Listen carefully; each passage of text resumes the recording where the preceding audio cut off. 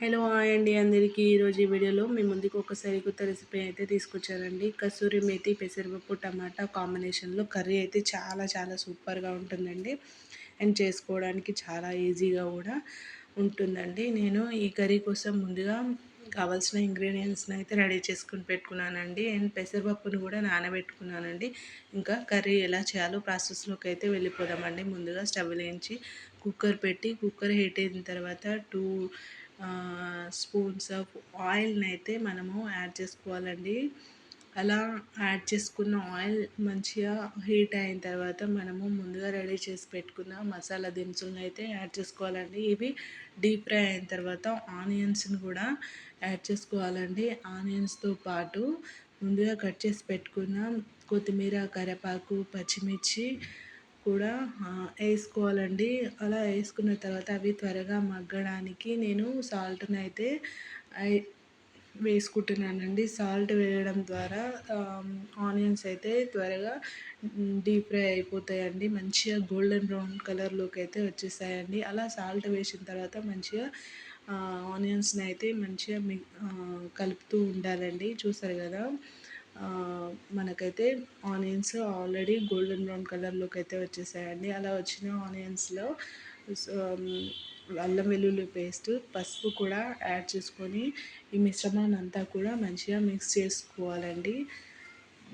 అలా మిక్స్ చేయడం ద్వారా పసుపు మిశ్రమానికి అంతా కూడా మంచిగా కలిసిపోతుందండి. చూస్తారు కదా, ఇక్కడ అల్లం వెల్లుల్లి పేస్ట్ ఇంకా పసుపు వేసి మంచిగా మిక్స్ అయితే చేసుకున్నామండి. అలా మిక్స్ చేసిన ఆనియన్స్లో మనము ముందుగా నానబెట్టుకున్న పెసరపప్పును అయితే యాడ్ చేసుకోవాలండి. పెసరపప్పుని యాడ్ చేసుకున్న తర్వాత మనమైతే మిశ్రమాన్ని అంతా కూడా మంచిగా మిక్స్ చేసుకోవాలండి. ఇలా మంచిగా మిక్స్ చేస్తూ ఉండాలండి. చూసారు కదా, తర్వాత మనమైతే టమాటాలని కూడా యాడ్ చేసుకోవాలండి. ఇలా టమాటాలను యాడ్ చేసుకున్న తర్వాత ఆ టమాటాలు మగ్గనికి ఆ మిశ్రమాన్ని అంతా కూడా మంచిగా కలుపుతూ ఉండాలండి. అలా ఒక 5 మినిట్స్ వదిలేయాలండి. అలా టమాటాలు మగ్గిన తర్వాత కస్తూరి మేతిని అయితే మనము ఈ కర్రీలో యాడ్ చేసుకోవాలండి. ఆ తర్వాత ఈ మిశ్రమంలో టేస్ట్ కోసం మనం కారము ఇంకా సాల్ట్ని కూడా యాడ్ చేసుకోవాలండి.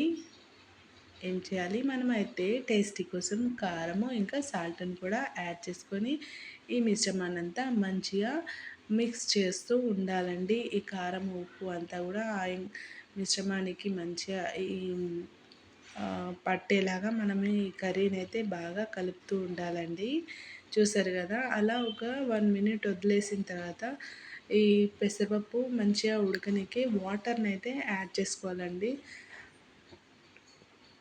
వాటర్ వేసిన తర్వాత మనమైతే ఆ మిశ్రమాన్ని అంతా కూడా మంచిగా కలుపుతూ ఉండాలండి. అలా కలిపి ఒక 2 మినిట్స్ కుక్కర్ని అయితే పెట్టుకొని వదిలేసేయాలండి. చూసారు కదా, మనకి ఎంతో రుచికరమైన కర్రీ అయితే రెడీ అయిపోయింది. అలా రెడీ అయిన కర్రీకి నేను వేడి వేడి అన్నంలోకి సర్వ్ చేసుకున్న కర్రీని పెసరపప్పు మెంతికూర టమాటా కర్రీని అయితే యాడ్ చేసుకొని తింటే చాలా అంటే చాలా రుచికరంగా ఉందండి.